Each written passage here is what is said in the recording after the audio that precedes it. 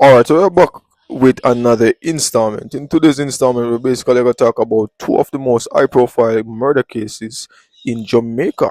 Yes, man. The first one is Tesha Miller. So, witness death waits against adjournment in a Klansman gang case involving Tesha Miller and 20 other co accused. Alright, so the next one is former MP Jolyan Silvera admits manslaughter in his wife's death.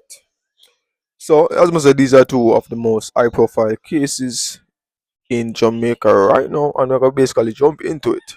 You get me? As I said, so, as I said before, give this video a thumbs up to support the channel and also comment on the feedback about what you think. Alright, so we're gonna start off with the Tesha Miller one. Alright, so the Crown will this Wednesday make its opening address outlining its case and its evidence to be unveiled in the trial of the alleged Klansman gang leader Tesha Miller and its 24 co-accused. It raises certain on the proceeding which will be presented over by the Supreme Court, which will be presented Supreme Court Judge Justice Dale Palmer sitting without a juror. So this follows the granting of a further one-day recess in the matter which had been set to commence on Monday, February 2nd in the Home Circuit Court of the Supreme Court in downtown Kingston. So the following a 21-day adjournment. The first adjournment had come about because of an application by the Crown on January 7, the original trial date seeking a June start date because of outstanding material critically to the case. However, on Monday, after a delayed start, defense attorney John Mark Reed, appearing for the accused Kemar Miller, made an application seeking to have the matter adjourned further. According to Reed, if the trial was to continue without a further adjournment, there was the risk of his client being deprived of his constitutional rights to have a fair trial. The attorney took issue with that he described as the ever expanding electronic disclosure database being utilized by the prosecution of disclosing material for the trial to the defense.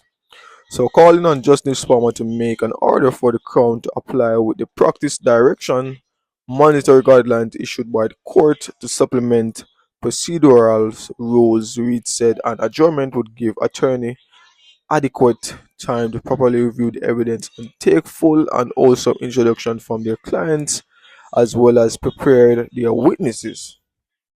Reed contended that the Crown had the upper hand given that his client was charged in 2023, giving them some 2 to 3 years to process the gathered evidence.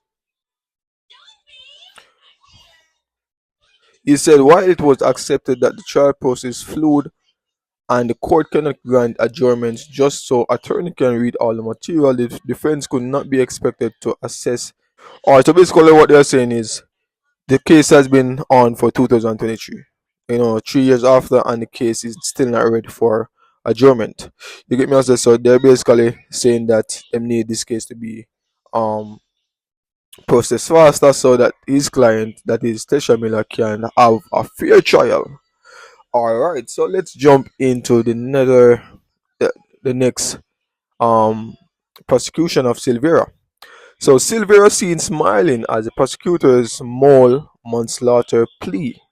So former member of parliament Jolyan Silvera was seen smiling Tuesday morning as he was being taken from a courtroom to a holding cell at the Supreme Court in downtown, with his hands cuffed behind him as he was being led by members of the Jamaica Conservative Force. The former People National Party legislator flashed the cheerful expression that could be indication that he was pleased with what was discussed in court. In an interesting twist of events, Sylvia O was to go on trial on Monday for murder and using a firearm to commit a felony, plead not guilty to murder but instead admitted guilty for manslaughter in relation to the November 2023 death of his wife Melissa Silvera. Being an in camera being on an in camera or a private matter, the media was not allowed to sit on the proceeding. The prosecutor were expected to say Tuesday if they would accept the guilty plea for manslaughter and using a firearm to commit a felony. Understanding that Sylvia was asked to say whether he was guilty or not, guilty or both offenses, and that he accepted that he was guilty of both offenses. It is now for the judge to review the matter and make a judgment, hopefully on Thursday when the matter returns to court. So when Melissa Sylvia was found dead on November the 10th, 2023, it was believed based on initial reports that she had died in her sleep due to natural causes. Her funeral was held 2 months later in the January 2024 at St. Andrew Parish Church in Hertfordshire, just under 4 weeks after investigators upgraded her cause of death to murder. Investigators have upgraded the case to murder after autopsy revealed that fragments from bullets were found inside her body.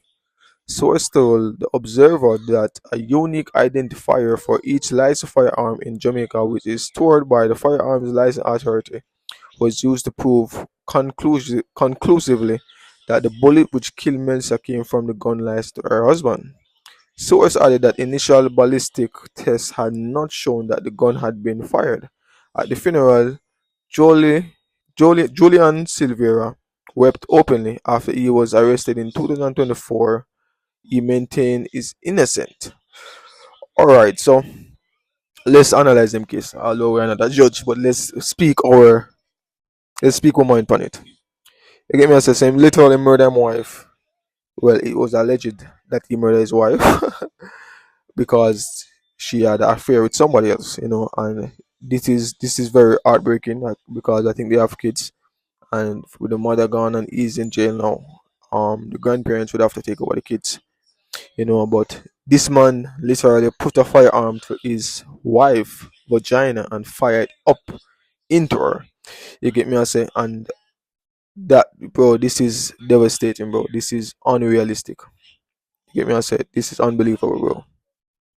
This is unbelievable. Who would do something like that? You get me? I say, cheating or whatever, bro. I don't think nobody can do anything for to deserve a death like this. You get me? I say, and I believe that this man should be sentenced for 3 life sentence. You get me? I say, so that he can suffer in jail. You get me? Because, bro, this is, oh boy. Anyways, let's talk about Tesha Miller. So Tesha Miller case is literally waiting for trial. From his case was also from 2023.